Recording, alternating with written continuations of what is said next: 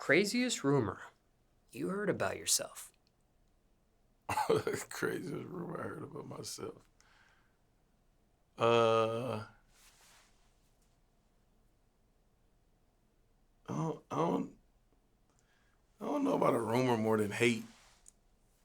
You know what I'm saying? Like, I ain't too many rumors about me. I kind of live a private life, so you can't really, you don't even have knowledge to remix a story you might have heard about me. But more hate. I think, you get the traditional hater like, oh, you Gotti, little uh, servant, that type of shit. But, you know, definitely not true. If one of those are watching this and saying the same thing, maybe even jotting down that same comment under this video, what's your response to that? Man, I can't. I don't even have time to respond to it. You know what I'm saying? Like I'm a professional executive in the industry, and I'm a recording artist, and I got the checks to prove it. So, And care to share how that relationship with you and Gotti started? like I said, I was an intern back at the radio station in the Bay Area, and I kind of was like the guy that you would call for fun, extracurricular stuff in the Bay. But I was also the guy that like solidified the relationship with our DJs, with the artists. And Gotti had a show out there, and I met him and his cousin B Mims at the time, and I don't know. I think they just took a liking into maybe my honesty and my knowledge of music, and they invited me to the studio one day, and from there, we did Act Right, and I've been with CMG ever since. And care to share the name of the radio station you're Yeah, it referencing? was 106 KMEL. It's like the biggest hip hop R&B station in the Bay. And what happened with you and your time there? I just kind of realized like with radio, they go for the long run. There's four major slots in the radio game, and the bigger your market is, which is the Bay Area, is like number 4 in the nation. The more you get paid, and not necessarily saying these people work for 4 hours a day, but working for 4 hours a day and making the type of money they make, nobody wants to leave that. So I kind of realized I could just be here for another 10 years trying to figure it out, or I had to pivot. So it was just my time to go. And when it comes to Yo Gotti, Yeah. what's it really like working with him? Um, it's good. You know what I'm saying? It's a learning experience at all times. He unintentionally is dropping gems no matter what is going on. Um, it's educational and it's fun too. I think off record, like not off record, but like behind the scenes, dude is funny, dude is crazy. So, it's way more than a business type of relationship. Like I consider him a homie. I consider him a friend, a big homie. You know what I'm saying? Like probably one of the best decisions I ever made.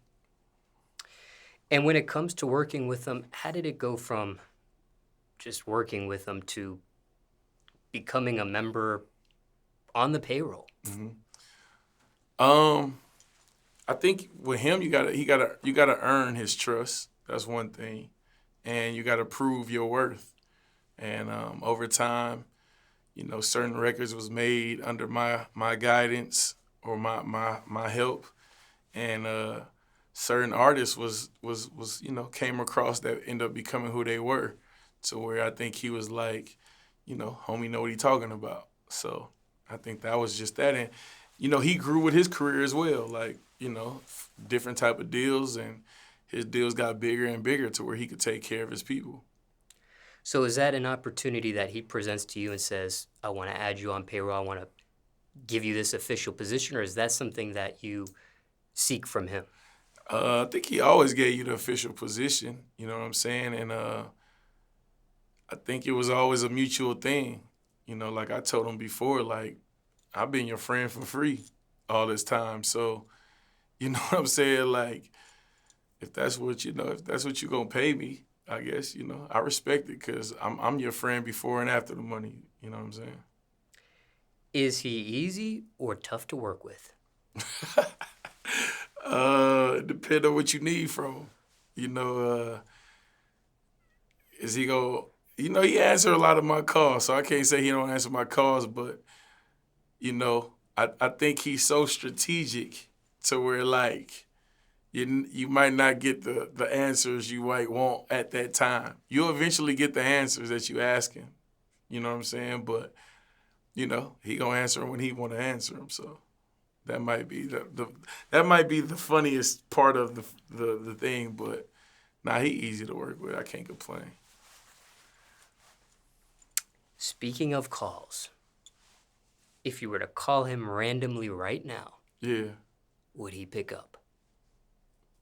I think so. I just got off the phone with him a couple of hours ago. I think he answered though. Should we try it? We can. Let's see. Damn, this pressure, huh?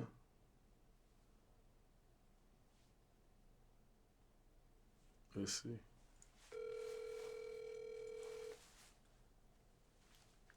Don't have me look crazy, man.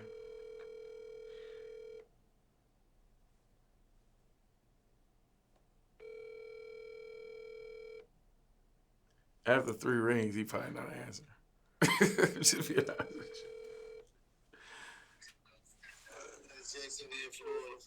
you. What up, yo?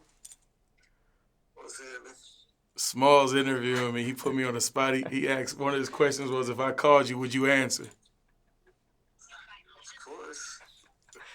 Damn, I should have bet Smallz, bro. I could have got some money out of this, man.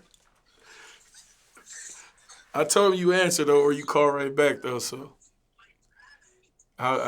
we just had to prove Smallz wrong. Oh, yeah, you right there? Yeah, he right here. There he is. Hold on. He doing the interview. I don't know. Yeah, Smallz professional. He ain't gonna grab the phone. Yeah, we got you, yo. He said. Smallz, I'm really a founder of what he doing. Tell him I ain't forget. When he was thinking about doing this whole shit, I was right there building it with him, giving him the ideas on what to do, who to interview. We ain't forget. Tell him I'm coming back now. I'm looking for my founder's feed. He's small. Yeah. He did the work and he built it, but I was there in the beginning though. All right, Smallz. You hear my man, dog. We gotta get that. We gotta get that right. Smallz, man. What's the name of the show again? Small Eyes, yeah. Yeah, we created this shit in the hotel lobby, man. Hotel lobby. He got plaques in here, a million subscribers. So. Don't get it twisted, man. Smallz ain't no damn fool. All right, I'm gonna hit you, yo. Damn, I was right. See, Smallz. And, he's joking there, but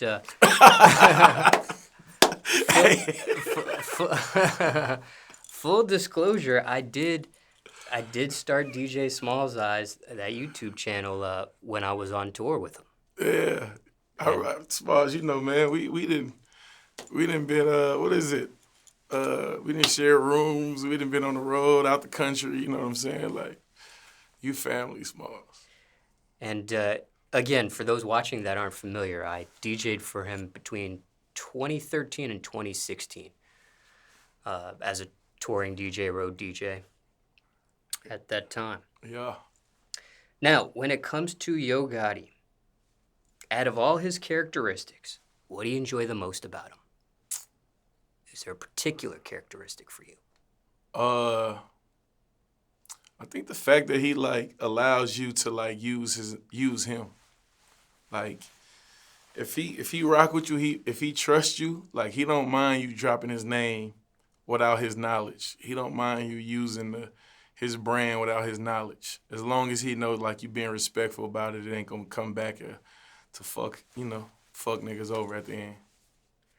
On the opposite end of the spectrum, is there a characteristic of his you can't stand?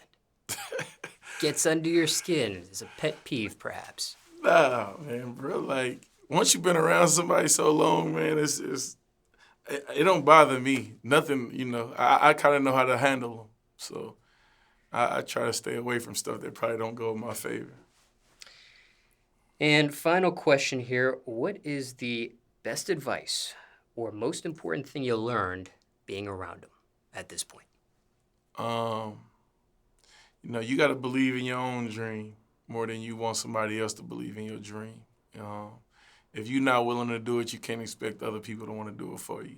So, you know, I didn't see Gotti play every position from bodyguard to negotiator to artist to CEO to, you know, everything in one. So I say I learned all that from bruh.